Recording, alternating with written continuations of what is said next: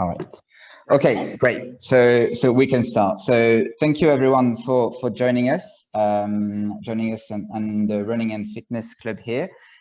We've got Sunny with us today, who's been kind enough to talk to us and share her experience, which I'm sure a lot of us will relate to. Sunny has a MBA from Harvard University, went on to pursue a career at Bain as a management consultant, but quit her job in 2015 to become a full-time adventurer, explorer, mountaineer, high endurance and high altitude athlete. But you didn't come here to hear me talk, so I'll just hand it over to Sunny, and we'll have plenty of time for questions after she's shared her experience with us. Over to you, Sunny.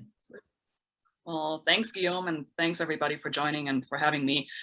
My plan is, I know we got about 45 minutes to an hour or so I'll chat for about 20 to 30 minutes here, show you a couple of pictures and, talk a little bit about my experience as an adventure athlete.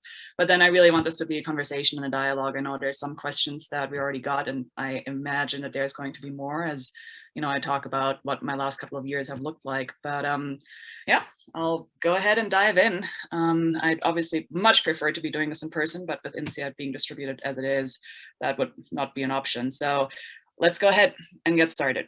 My name, as Guillaume was saying, is Sunny Stroeer. I am an adventure athlete. I'm also a desert guide in Southwest Utah by day. That's my day job now. But I'm many, many, many more things. So I am a recovering van lifer. That's what I did right after quitting my job at Bain and abandoning my corporate trajectory. I am a rock climber. This is me here in Yosemite on El Capitan on a big wall. I'm a wife. That's my husband and I on our 6th date, about 600 feet or 600 meters off the ground on El Capitan.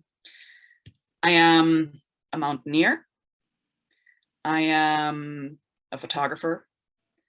And as Guillaume was saying, I also am a Harvard MBA. So in all honesty, that feels like, that life is so far past me that most of the time it doesn't even come up in conversation anymore. However, the MBA has played a big role in my life and still plays a big role in enabling me to do what I'm doing today. So we can talk about that a little bit more later on in the conversation.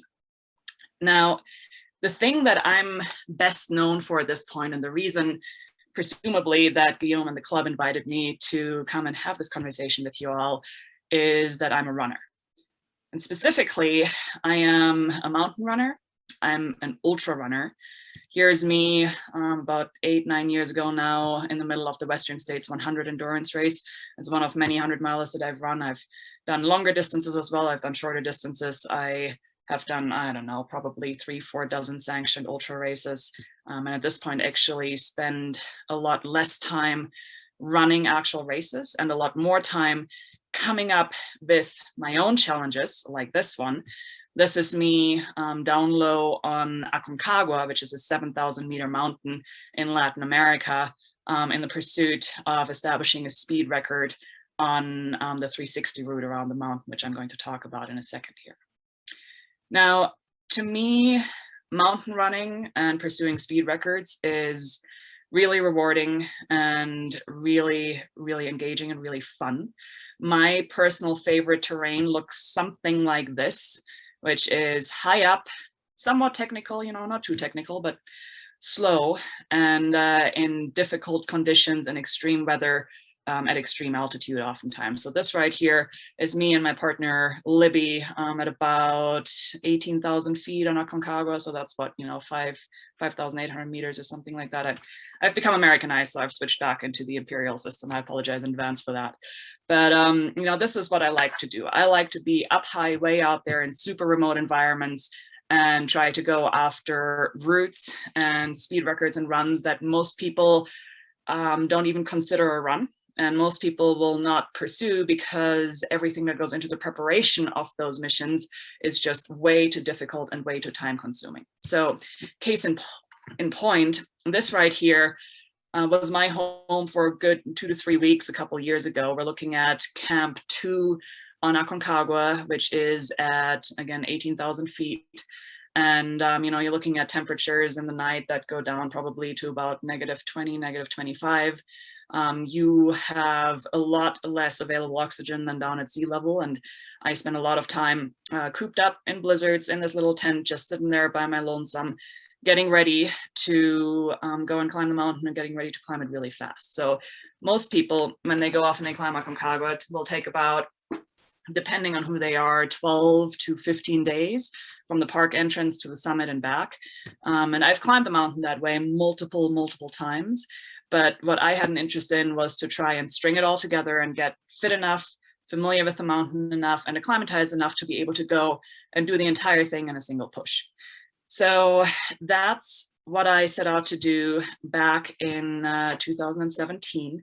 The map that you're looking at here is the overall topography of Aconcagua. So in the upper left, of course, you have the mountain itself, Aconcagua, with the summit right there at almost 7,000 meters. It's 6,961 meters to be precise, or 22,400 feet. And the entire route, if you circumnavigate and summit the mountain in a single push from the road back to the road, is just over 100 kilometers. It has an ascent of about 4,000 meters, but you know, that in and of itself for an ultra runner is not that daunting, because 4,000 meters over 100K, like, that's fine, that's manageable. What makes this mountain really difficult is that you end up topping out at 7,000 meters. So you just don't have any cardio output up there, because you're essentially hypoxic the entire way up. And that's the reason that it takes such a long time to get ready for it, because you have to go and acclimatize, and you really have to prepare your body for what you're about to do to it.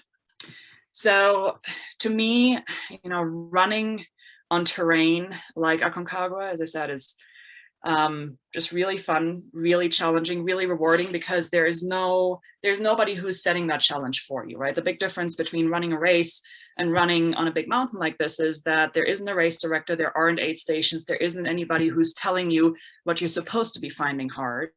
You're in charge of everything on your own. You're in charge of figuring out how to get ready for it, when to do it, how to develop your strategy, where to resupply, how to stay safe. If you get in trouble, it's up to you to make sure that you can get back home safely. And that's the type of challenge that I, as an MBA and a strategy consultant, really enjoy, because it actually forces me to not just use my body, but really use my brain in problem solving mode as well, and not just in survival and perseverance mode. So I've spent a lot of time on Aconcagua as well as on other mountains. I ended up setting a speed record here. Actually, I've set 2 speed records on Aconcagua. I set my first one, which was the quickie speed record from base camp to the summit on the normal route. So this is an interesting one, by the way.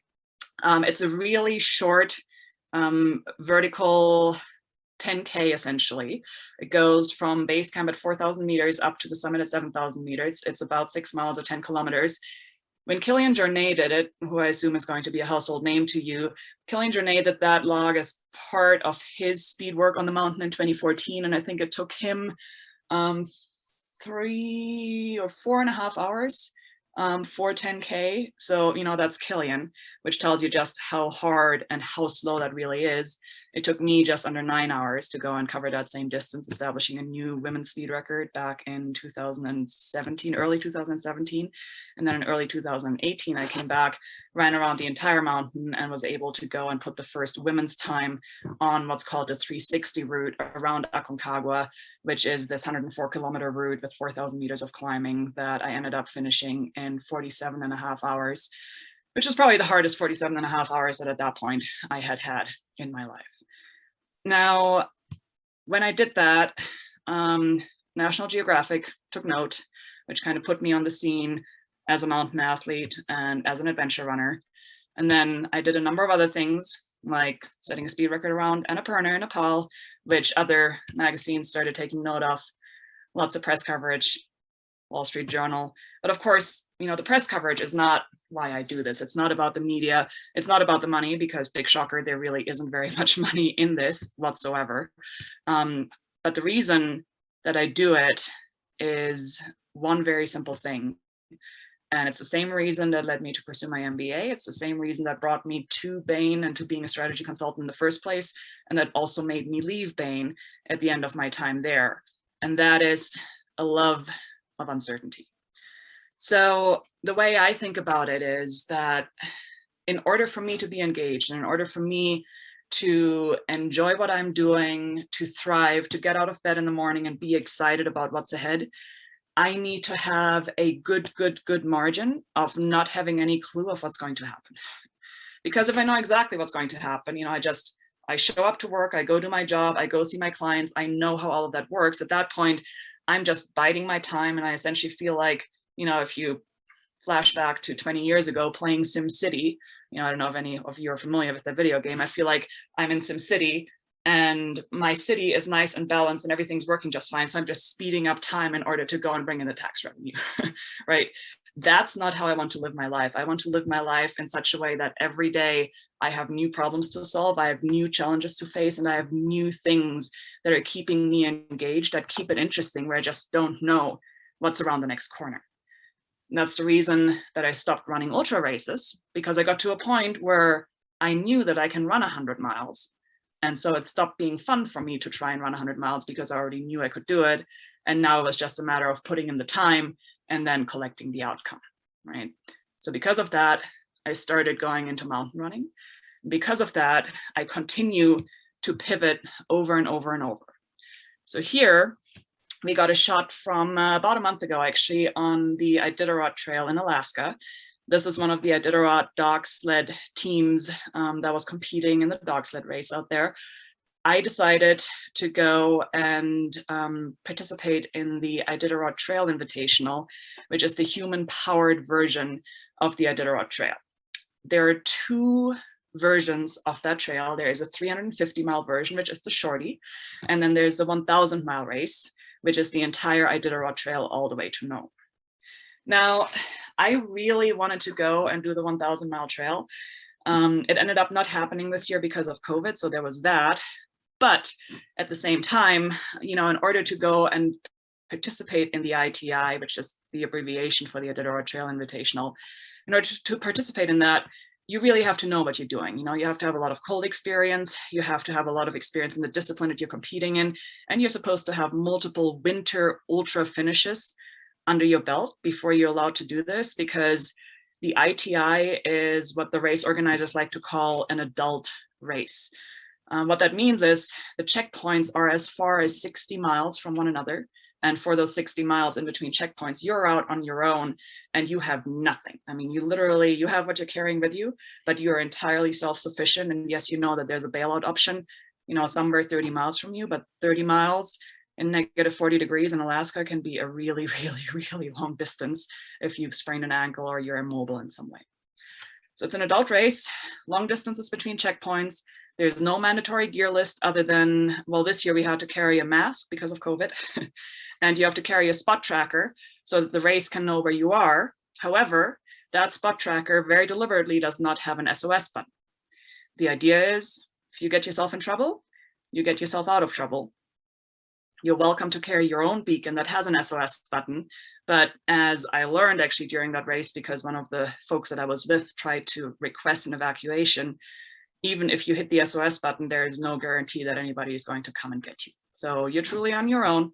You know, it's your thing to figure out how to go and tackle this beast. And that's exactly what I love about being out there and about endurance sports, right? It's less about the physical element to me and much more about the strategy, the problem solving, the mental element of it all, and just putting it all together and solving that puzzle. So I had a fantastic time competing in the ITI 350. On this blurry little screenshot here from the track leaders map, you can see the course that, you know, this year took, which was from Wasilla out near Anchorage, out into the Alaska Range, across the Alaska Range, and then back to very close to where we had started. You know, the one thing that you should know about that race, though, is that there's 3 ways of completing it. So you can either compete in the bike division, which is actually what most people do. They fat bike out there because when the trail is firm, that's the fastest and swiftest mode of transport most of the time. The second most popular option is to compete on foot, either, you know, literally just in running shoes or on snowshoes once the snow gets soft, pulling a pulk. And then the third way, which very few people ever choose, is to compete on skis. The way I decided to go and attempt this ITI 350 was to do it on skis, because I have designs of eventually wanting to go to the South Pole and trying to go after the men's speed record skiing to the South Pole. So I figured that this would be a really good testing ground for me to kind of figure out how to actually do this, given that I had very limited cold experience. I mean, yes, in the mountains, but it's different being up high at altitude where you know that you can simply descend in order to get yourself out of trouble, versus being out in the middle of Alaska where it's just cold all the time. And your only way to stay warm essentially is to either keep moving or to make a fire. So I had very limited cold experience. I had never done a race of that distance, actually. I mean, I'd done plenty of long stuff in the 100-mile distance up to 150 miles, but I'd never yet done a multi-day 350-mile race, which is what, about 600 kilometers, right? So no experience there. And by the way, I really wasn't a skier either. I'm still not a skier. I got my cross-country skis about 2 weeks prior to the start of the ITI, and tried to figure out how to go and make this all work and put it all together. Well, here's me on the ITI course in the cold. So obviously I did put it together somehow, but of course it didn't come without challenges, right? One of the biggest things that I had issues with, other than trying to figure out how to translate my overall mountain experience into, a multi-day winter Alaskan cold ultra race, was that I'm actually really susceptible to having problems with my feet, which is a big bummer as an endurance athlete, to be honest. I have this condition that's called Morton's Neuroma. I don't know if any of you are familiar with it, but essentially what Morton's Neuroma is that it's a thickening of nerves in the ball of your foot, where if you aggravate that spot, which is kind of, right in between the different taped spots here that you see on my foot, if you aggravate that spot from overuse, typically, it'll start feeling like you're stepping on a hot pebble every time you step. Now, it's an overuse injury. So the more time you spend on your feet, the more you run, the more you ski, the more you do whatever, the more likely you are to have issues with it. For me, these issues typically start after about 4 miles, which is, somewhat of a bummer given that I like doing things that are 100 miles or longer. But that was one of the issues. However, I ended up being able to find solutions. I was able to go and push through. And I was very happy to say that I fully embraced this entire setup of just being out, dealing with all sorts of new elements, which was ski and cold and long distance, as well as my old elements, such as having foot issues and, sustaining injuries. And I was able to figure things out, embracing what I had mentioned earlier, which is this level of uncertainty that leads me to one really important thing, because I love doing things where I don't know what the outcome is going to be, because I love doing things where I just have no clue how I'm going to react and what type of environment I'm going to be facing. Of course, I have to be ready to be making frequent pivots, right? I have to be able, kind of going with the theme of last year and COVID, I have to be able to shift on a dime and say, okay, I thought that I wanted to do this. I thought that I wanted to try X, Y, Z. I'm putting myself out there. I'm pushing as hard as I can. It's not working out the way I wanted to, like, with my foot, with the Morton's Neuroma in the race. I'm going to go and shift gears and try out something entirely different. Now, I've done that multiple times in my life. I had to do it in the Iditarod in a rather unconventional way.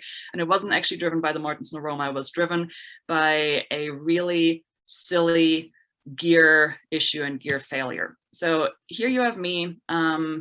This is a point of view picture with my ski tips in the frame, because at this point I'm carrying my skis, because I'd skied about 250 miles and then I ripped one of my bindings out of my skis. So in the ITI, I ended up going from, trying to ski, trying to learn how to ski, trying to manage all of the different elements that were new to me out there, to not being able to ski because I had a rip binding, couldn't fix the ski, having to go and walk the remainder of the race to the finish. In a way, that was a godsend, because I'm a foot athlete, right? I'm a mountain runner, and I've done a lot of through hikes and, big distances on foot. I know how to walk. So that was actually, in a way, a bit easier than it was for me to ski. However, that now meant that I was walking through the snow in the middle of the Alaska range with about 20 kilos on my back, carrying my skis, because if I hadn't carried my skis, I would have gotten disqualified from the race for abandoning gear by the side of the course. So, what do you do when that happens about 2/3 through the race? In my case, I was looking for a learning experience. And again, I thrive on the whole theme of uncertainty. And I know that that means that I have to be prepared to just have rapid shifts in whatever strategy I have all the time. And I said, you know what, screw it. Most people would probably call that a mechanical and take it as a legitimate reason to drop out of the race. I said, okay, I got plenty of time. I know how to walk. I know how to carry a heavy pack. So let's go and do this. And I ended up hiking in the last 100 miles, 160 kilometers through the Alaska interior and the Alaska range to the finish. You see me here below the finish sign with one ski very obviously and blatantly missing a binding, and me drinking a very, I think, well-deserved victory beer at this point. So we talked about level of uncertainty, which is the beginning, of the motivation for everything for me, which leads to frequent pivots. The other thing that this level of uncertainty and the pivots lead to as well, of course, is frequent failures, right? So in the ITI, everything worked out in a way. I was able to pull it off. I was able to go and finish the race with 25 minutes left on the clock after 10 days of being out there in Alaska. But it didn't need to work out that way. I didn't know if I was going to be able to finish. And that's okay. That, to me, is exactly the reason that I love doing this stuff. It's because I'm not sure if I can pull it off. It's because I'm not sure if I'm going to be strong enough, strategic enough, smart enough to go and solve enough problems to actually accomplish what I had set out to accomplish. Again, going back to what I was saying at the very beginning about uncertainty, if I know I can do it, I'm not that interested. When I went to get my MBA, I wasn't sure what I was going to think about a career in business. I wanted to find out. When I went into consulting with Bain, I wasn't sure if I could be a good consultant. I'd never done a case study until my first Bain interview. And it was challenging and it was fun. And I was able to thrive on that. And for a while, I worked with clients, I worked on projects, and I had to prove that I could go and do it and I could figure it out. And then after a couple of years, I cleared my promotion to manager, and I'd seen a bunch of different cases and a bunch of different clients. And I was pretty sure that I could solve pretty much any case that work was going to throw at me. It would require, an appropriate amount of work and time put in order for me to be able to go and crack those cases. So at that point, it became less interesting and I quit. Now, going back to the failures though, if I say I thrive on uncertainty and I want to embrace that, and I know that that then comes with the risk of failing regularly, that's okay. That's part of the game. And yes, I like it better when I go and I'm able to pull something off, even though it was really unlikely and I didn't think I could, but I managed to do it anyway. But you know what? The moments where I don't manage to pull something off are just as important. They're just as good. They're just as memorable. This here, a little clip that you're looking at, is me and my partner Libby again up on Aconcagua, on that mountain where I have set 2 speed records and that allegedly launched my outdoor career in a way. Well, guess what? It didn't happen on the first go around. I spent time on Aconcagua. I've spent all of the last 7 seasons, except for this past year because of COVID, on Aconcagua, working on the mountain, playing on the mountain, getting better on the mountain, failing on the mountain. I have quote unquote only summited 5 times by now, including 2 speed records, even though I've had probably at least twice as many summit attempts. I've also had twice as many speed record attempts as I've had speed record successes. And that's okay. It's all part of the game. So what I wanted to show you here is, just as a case in point, for all the things that I have done, there are just as many things that I haven't done. So on Aconcagua, I failed twice. The Diagonale de Fou, I know there's, a couple of French speakers amongst you. You may be familiar with it if you're ultra runners. It's a crazy race on La Réunion, and it builds itself as one of the hardest 100-milers in the world. Guess what? I tried it, I failed, still haven't gone back to finish it. Fifner Traverse is a beautiful high altitude traverse in Colorado. I hold the women's speed record on it. I actually established an overall speed record on it a couple years ago that has since gotten broken. Took me 2 attempts to go and get it. Aconcagua is a 6,000 meter in Nepal, 6,000 meter mountain in Nepal that I've spent 2 falls on. I've tried twice to go and open a new route on that. I thought I came back much better prepared the second time after getting my butt handed to me the first time. Guess what? Got my butt handed to me again the second time, still haven't climbed that new route, and yet have had amazing times and amazing memories up there. Nolan's 14 is a really famous, really hard mountain line here in Colorado.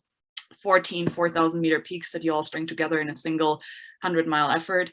I worked on that for a whole summer 2 years ago and came up radically short, didn't even get close to touching the speed record, and yet had an amazing time being out there, had an amazing time preparing for it, had an amazing time learning from it.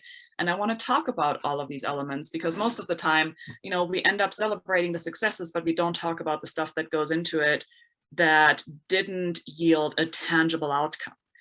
And the interesting thing about, the way the media, for example, reacts to some of this stuff is that when we're talking about the records that I have set, I showed you some of the media snippets that were published about that. In print, the magazines will only want to talk about a new record or a new this or that or a new whatever. But here's the thing, like the record really doesn't matter. The record only gives other people an excuse to care about the adventure that you had, right? Most of the time, however, the adventures are way more salient. They're way more important. They're way better in a way on things where I personally had to turn around, or I had to abort, or I had to change plans, and I didn't succeed, and I wasn't able to go and achieve the outcome that I had initially set out to achieve. So I think failures are really important. I think that the term failure is just, the connotations that the term failure carries are really unfortunate. And I want to talk about failures because I think it's important that we normalize them and that they're a regular part of the conversation, because they're, as much part of life and as much part of learning as the successes. Now, that said, the failures are so important because they lead to growth, right? That's how we learn. That's how we make progress. That's how we get better and smarter.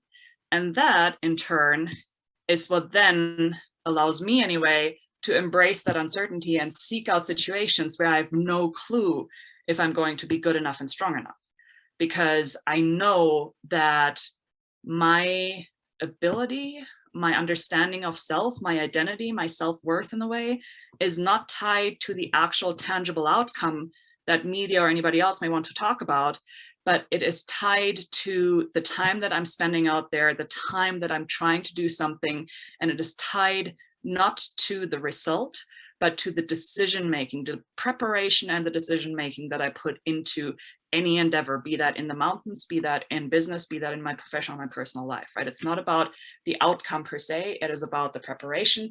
And then very, very important, it's about the decision-making process. I'm going to spend a little bit more time on that just because there is one example where I had a fantastic outcome, but I had a terrible decision-making outcome. And that was actually that very first speed record that I set on Aconcagua. Again, Aconcagua, a really formative mountain for me, a really important record for my quote unquote outdoor career, if you want to call it that.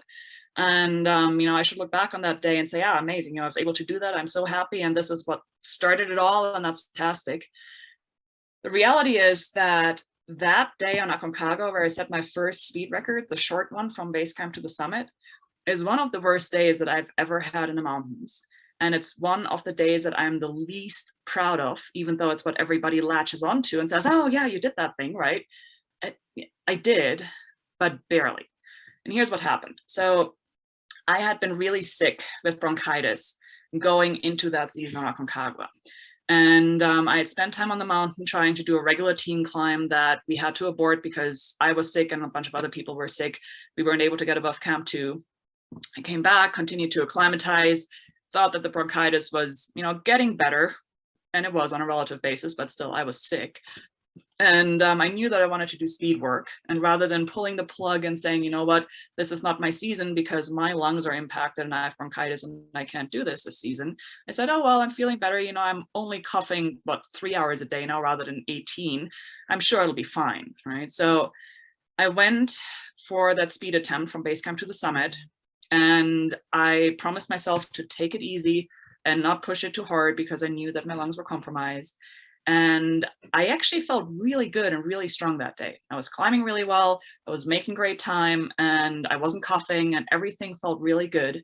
And so I kept pushing and pushing and pushing, but not too hard. You know, I wanted to leave some gas in the tank, I knew that. And as a matter of fact, I actually got to the Canaleta, which is the last section below the summit where you only have about 200-300 meters left to go. And I was looking at the clock and I was saying, oh, you know what? I am doing really well. I know that I have the speed record in the bank, unless I really bunk on these last, couple of vertical meters now. So I'm just going to go take my time, go slow. I actually ended up falling in line behind a commercial team, which was going, like 3 steps a minute, and just decided to climb at their pace for a little bit because I knew that I didn't have any pressure anymore from a timing perspective. And so I get to the summit thinking that I'd had a really good day and that I'd made really good decisions and being stoked about the speed record. And I radioed down to base camp, told them I was at the summit, verified the speed record. And then I packed up to start back down the mountain. And as I started back down the mountain, which was supposed to be the easy part, off the clock now, I realized that I couldn't breathe. I had such trouble getting air into my lungs. I still, to this day, I remember sitting there and barely being able to take steps down the mountain because I just couldn't breathe. And I ended up taking dexamethasone, an emergency steroid essentially.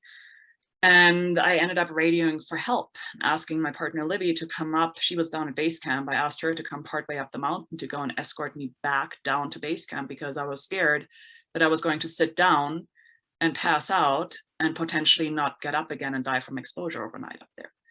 So that was the descent on that speed record. And what makes this really, really, really, really, really bad, in my opinion, and the reason that this is completely unacceptable, is that I didn't see it coming. I didn't think that I was pushing that hard. I wasn't trying to toe the line. I wasn't wanting to redline. And I thought that I'd left plenty in the tank to come back down.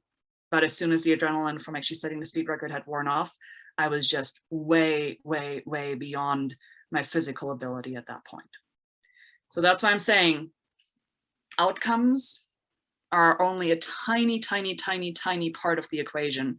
And when it comes to records, all that they do is they give others an excuse to care about what actually happened up there or out there, right? What's way more important is the preparation, the strategy, and then that decision-making process.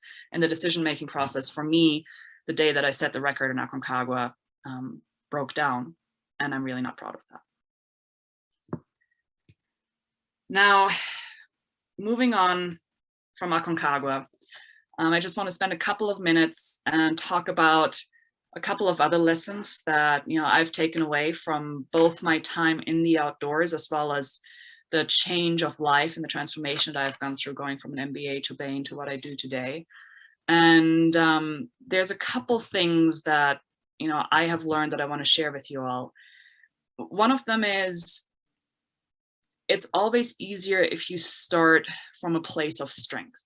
So going back to the little circle that I was talking about, uncertainty, frequent pivots, failures, growth, which leads you to being able to embrace uncertainty. It's the same principle that enabled me to walk away from Bain. It's the same principle that enabled me to start at Bain in the first place.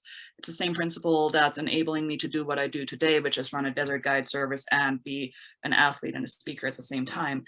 It's much, much easier for me to embrace challenges where I'm not sure what the outcome is going to be.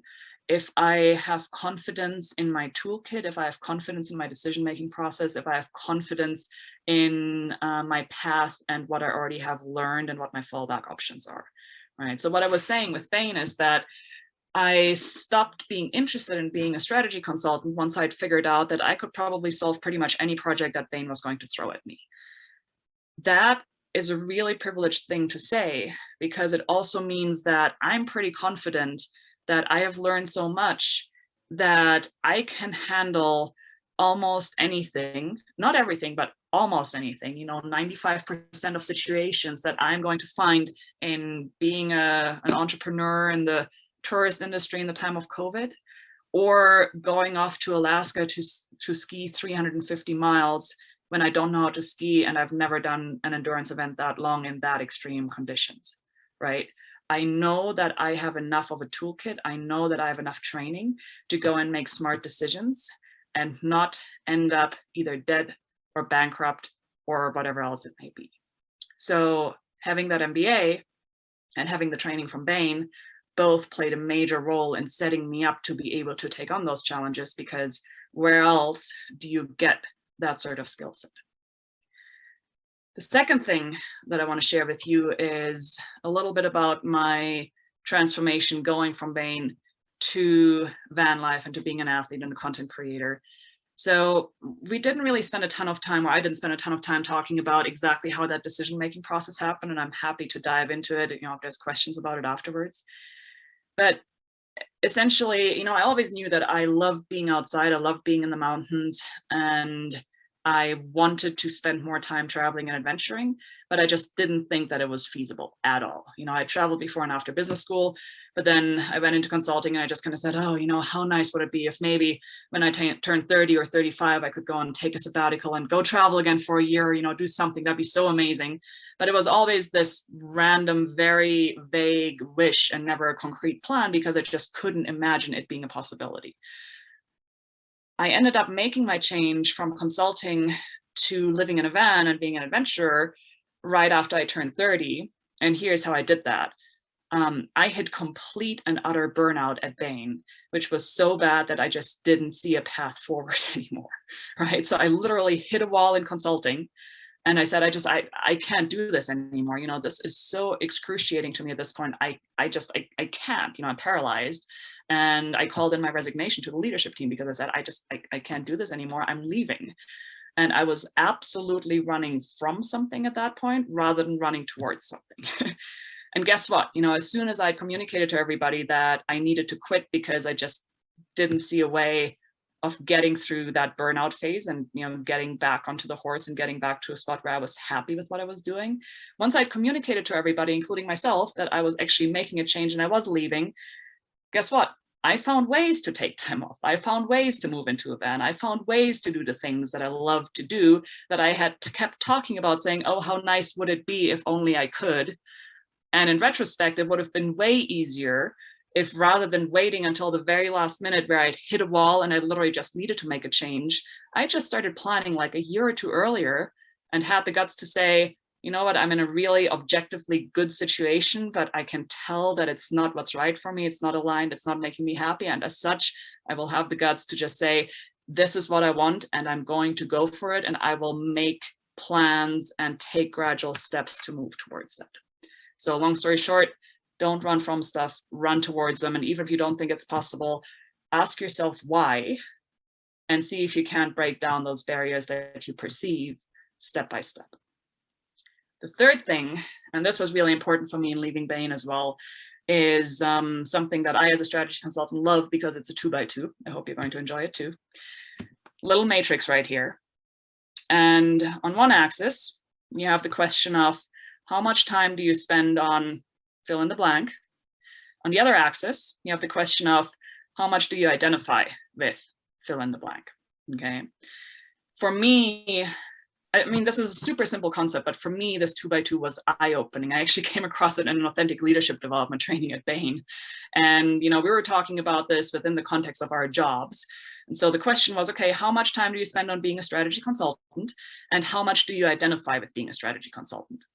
And back then, if you had met me somewhere randomly in town or at an airport at a bar and we started talking and you'd asked me who I am, I would have said, oh, my name's Sunny, actually Suzanne, which is my given name. And, that was the proper, less dirty hippie name to call me when I was still working professionally in the corporate world. But yeah, so I'm Suzanne. I am a runner, I'm a climber, I love traveling, I'm a photographer, I really like adventures. Oh, and I'm a strategy consultant, right? That was always like the afterthought, because that's not at all what I identified as. It was just the thing that I did in order to have a life and pay the bills and do all those things. But the reality is, so it was a tiny part of my identity, but it was 95% of my waking time during the week. And there was a massive, massive mismatch there. I realized that, as soon as I came across this concept in, again, authentic leadership development training at Bain, and I said, here's the issue. Here's the reason that I wake up in the mornings feeling so angry, even though objectively, everything's fantastic. Objectively, I have a great career. I have really good reviews, get along great with my colleagues. I have a boyfriend who's also a consultant. I have a nice apartment in Houston. I have all the money and, weekend time to travel and go and have my adventures. Everything seems amazing. And yet I wake up Monday through Friday and I'm just angry all the time. So that was a really, really, really big wake-up call for me. But again, it took me to actually hit the wall with burnout before I decided to act on that insight and give myself permission to make a radical change. And that's what ended up leading me towards today.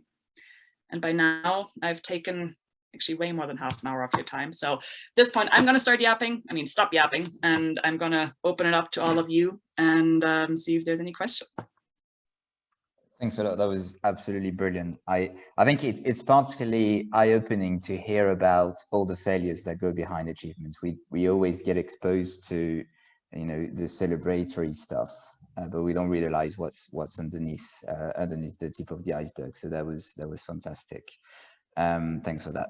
Whilst we collect some questions, let's start with the couple that was shared beforehand. And you touched on that a little bit, but the first one I'd like to ask you, Sunny, is how did you manage financially to transform your career and transition from strategy consultant to professional athlete? That's a great question. And oftentimes it's not something that I touch on, but it's really important. And the answer is different from what you might expect. It actually ties back to me saying it would have been way easier if I had just started making a plan a year or two prior to me wanting to quit, rather than waiting until the very last minute. So the moment that I handed in my resignation at Bain, I still had about $80,000 in student loans. And I was living and working in the US, but on a US work visa. So as soon as I left Bain, I was going to lose my work authorization, which was some of the reasons that I hadn't wanted to quit in the first place. But the long story in a nutshell here is that I did not have money saved. I did not have money set aside to go and support this lifestyle. So what I ended up doing is I hit the wall. I talked to the partners. I said, I'm quitting. I can't do this anymore. This was on a Friday afternoon in March. And then I, had my little personal breakdown and kind of tried to take a deep breath and think it all through. And I looked at the bank account and I looked at all the ramifications of what it actually meant for me to quit, because I was literally going to have to, pack up my apartment, go back to Europe, figure out a way to go and make money to go and continue paying those student loan bills, right?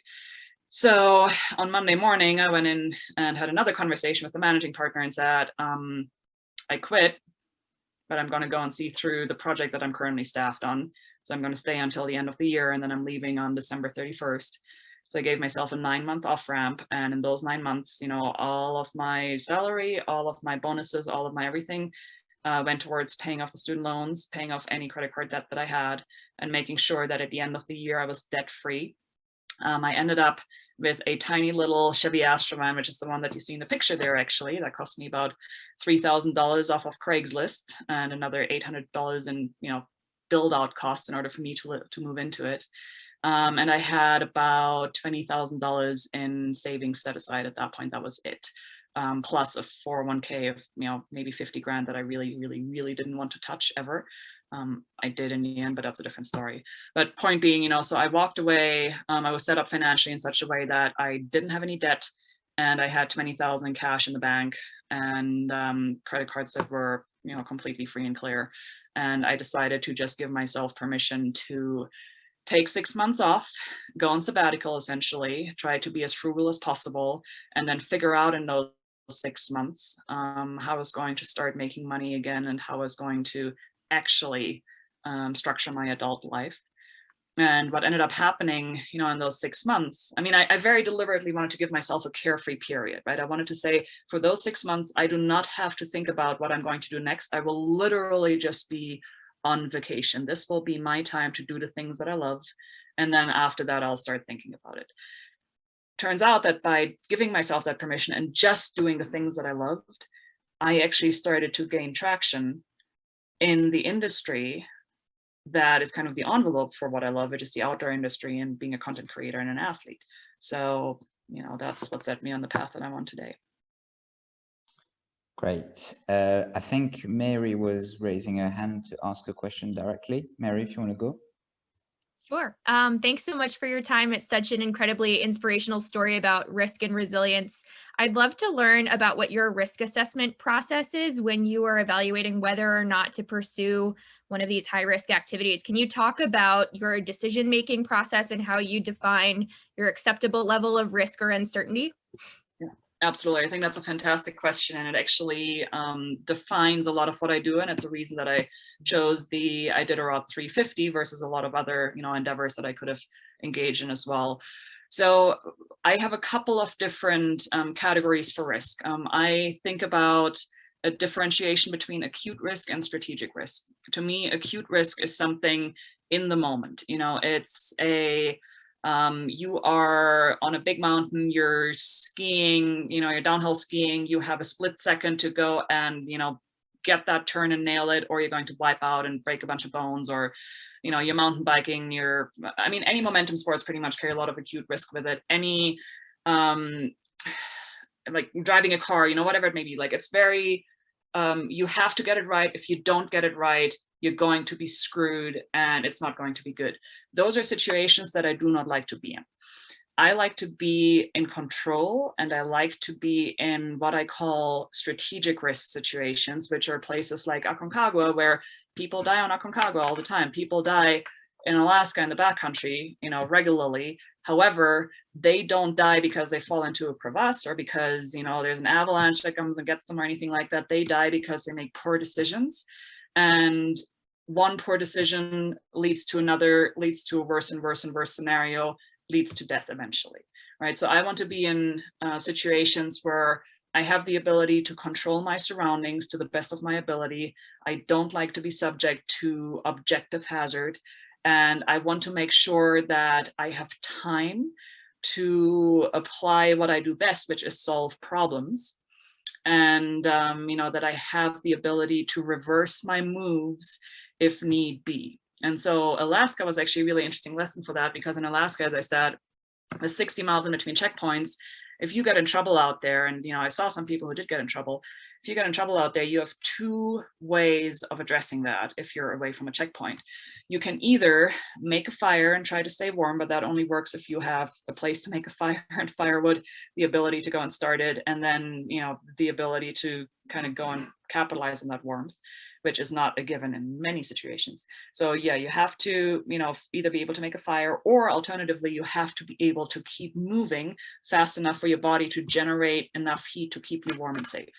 And, you know, that's hard. If you're out there for 10 days for 35 miles a day and you're totally bonked, like, it's really hard to move fast sometimes. So anyway, I keep rambling there, but the point is, you know, I like doing things that carry strategic risk, and I like being able to have time to address emerging dangerous situations and stay away from objective hazard.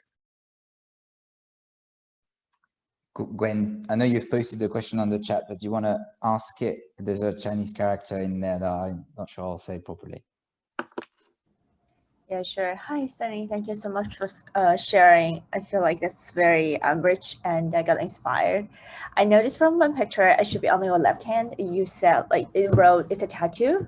Yeah, it's a left hand. It means freedom in Chinese.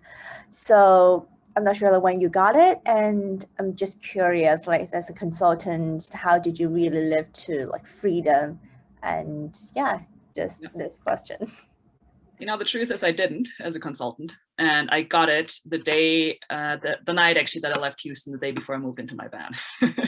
So that was part of my life change. And it was quite interesting, you know, because as probably many of you, I come from a pretty high achieving type A type of family. And when I told my parents that I was quitting my job and moving into the van and would have no income, no employment, no health insurance, no anything, they said, oh, that's fine, you know, just follow your dreams, you'll be okay. Like, we're so happy that you're doing what you love. And then I went home to Germany to visit with my mom, and my mom for the very first time saw what I'd gotten on my wrist, and she's like, oh, child, what did you do? How dare you? So yeah, the whole van life thing wasn't a problem, but me getting a tiny little tattoo that was supposed to be a reminder of, you know, why I make the choices that I make today was a massive issue for my mom. Great, thank you. We've got Nick, I think, with a question. Yeah, hey Sunny. Thanks for being so open and I guess open about your evolution and your journey. You talked a little bit about the financial side of things. I'm wondering if you might be able to talk about your thought process about social pressures, right? Like, being from Harvard, that name carries some weight. People sort of expect you to perform in the world of business and continue in the world of business. You mentioned your family a little bit. Just sort of wondering about how do you think about dealing with the social pressures and making that jump to what you did? Yeah, that's a great question. It was hard. It still is sometimes today, though really not as much anymore, because as I said, the whole Harvard MBA story just isn't that big a part of my day-to-day story, my day-to-day life anymore, my day-to-day interactions. But yeah, it was difficult. And actually, you know, I mentioned earlier that I ended up giving myself a 9-month off-ramp from Bain to try and get my finances in order and get ready for the van and whatnot. And during those 9 months, the biggest challenge that I had was convincing myself that I wasn't making crazy choices, and also having conversations with others and trying to not let them convince me that I was making crazy choices. So that was definitely a big challenge and continued to be that way for a while. But here's what I would say. You can't pour from an empty cup, right? And yes, you know, was I making a difference in the world? Was I having an impact? Yada, yada, yada. Was I doing impactful work at Bain? Presumably, yes. But I wasn't going to be able to do it well or for a long time, because I ended up at a point where I freaking hated it. And don't get me wrong, Bain is a fantastic company to work for. Consulting is a fantastic job to do, coming out of business school, as well as a number of other life situations. Like, it's a great, great, great setup. But I had gotten to a point where I just wasn't thriving at all. I was actively not okay in the role that I was in.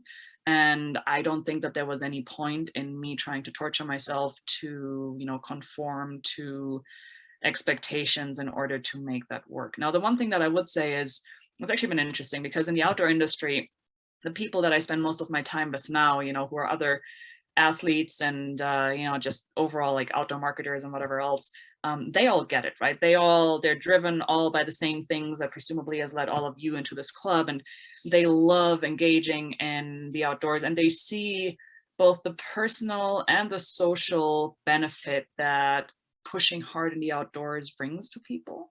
And they see how transformational it is. But a lot of other people don't. You know, if other people don't have that same passion, if other people haven't experienced what it means to go and climb at altitude, or to run an ultra, or to do whatever it is, and how that carries back into day-to-day life, they don't get it. And so if you're curious, you know, about the social pressures and that reaction, I would encourage you to Google my name in the Wall Street Journal from that What's Your Training article that the Journal ran about me about a year ago. That was probably the one instance quite recently where there were just scathing comments from so many people who are like, oh, you know, look at her. So she got the Harvard MBA and the consulting background, and now she's doing absolutely nothing, right? So yeah, that sentiment is always going to be there. And in a way, I just have to live with that. That's fine. You know, it's not about trying to please other people. It's trying to be the person that I know I can be, and trying to close the gap between the person that I am and the person that I want to be. And then using the strength and the passion and the energy that I get from that in order to spread that in my circle and have a positive impact on the people that I do engage with. Thank you. So we've got a couple of minutes left, so time for one last question we had. Sonia, how often do you think about going back into corporate life? And I think your passion indicates what the answer might be. So I'll expand that a little bit to ask you, how do you look forwards? What does the future hold for you, you think? Well, that's a double-edged question there. So I don't look back very often. I kind of alluded to it earlier in what I do in particular, because I didn't start running and climbing in the mountains for financial gain. There isn't a lot of money in this profession. I mean, as MBAs, you're all going to laugh. I remember negotiating a sponsored athlete contract with Ultimate Direction, and we ended up probably with 10 rounds of negotiations, and I don't know how many man hours that went into it, for a $2,000 annual stipend, which was the outcome. And I'm like, we just spent, probably 20 plus hours on $2,000. Like, you destroyed value there for all of us. What's going on, right? So the numbers are very different. And the reason that I bring that up is that since I wasn't trying to do this for financial gain, just being an athlete was something that did not lead me on a path to financial sustainability. And so, in the last 18 months, my husband and I kind of had to figure out what we wanted to do to actually make things financially sustainable while still pursuing our passions. And so at that point, we did have the conversation multiple times of, should I just go back to consulting for a year or two and actually be smart about things this time and, set some money aside and be able to do this longer term? Or should we go and, build a day job in the field that we both love? And we decided to not have me focus back on the whole consulting MBA corporate path, but instead acquire a guide service out here in Utah. So that's the answer to that part of the question. But in terms of what's next and what I'm looking forward to, more of the same.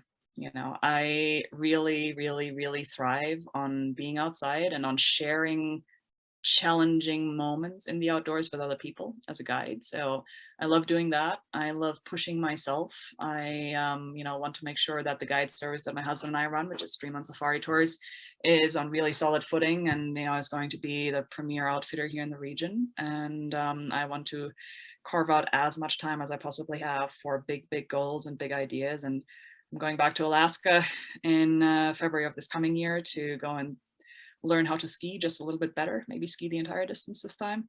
And then at some point, as I said, I'm working towards going after the men's speed record to the South Pole. Sounds exciting. Do you have time for one last one? We've got someone. Okay, AJ, go for it. You're going to ask it. Thank you. It's such wonderful. I was wondering what mountain has been alluding to, any one mountain which you really want to do. I've come from a climbing background as well, so always somebody has one which, runs away from them. That's a good question. I mean, there's a lot of mountains that I'd like to do, and I still haven't broken through the 8,000 meter boundary. I, really like to do a couple of 8,000 meter peaks, though. Between my lungs being my weak spot and just the time that's involved in climbing an 8,000 meter peak, I'm not sure if that's going to happen anytime soon here. I had an invitation to go and climb Gusherbrum this spring, but just couldn't make it work time-wise. There are a number of mountains that are on my tick list, including, Denali. I still haven't climbed Denali. I'd like to do the Eiger North Face. I'd like to go and North Face is amazing. Yeah, just stuff like that. I mean, but probably the one mountain that calls to me most intimately is that same peak in Nepal that I've tried twice via a new route before and got my butt handed to. So yeah, Kusum Kangru would be the one that I'd really like to get back to and finish at some point. If you go for Denali, you can try West Buttress. I like West Buttress more than the North Face. Nice. Well, the South Face in Denali is kind of the prize, right? So, or the Cassin, but yeah, lots of options up there. Awesome. Thank you very much. Well, that concludes our session. Thank you everyone for joining. Thanks so much, Sonny, for spending your time with us. I think we all really enjoyed it and appreciated your insight and perspective on this. My pleasure. Thanks for having me, and well, have a great day or a great evening wherever you are in the world right now. Cheers. Have a good day, you too. Thank you so much. Thank you. Thanks, Sonny. Thank you. Thank you.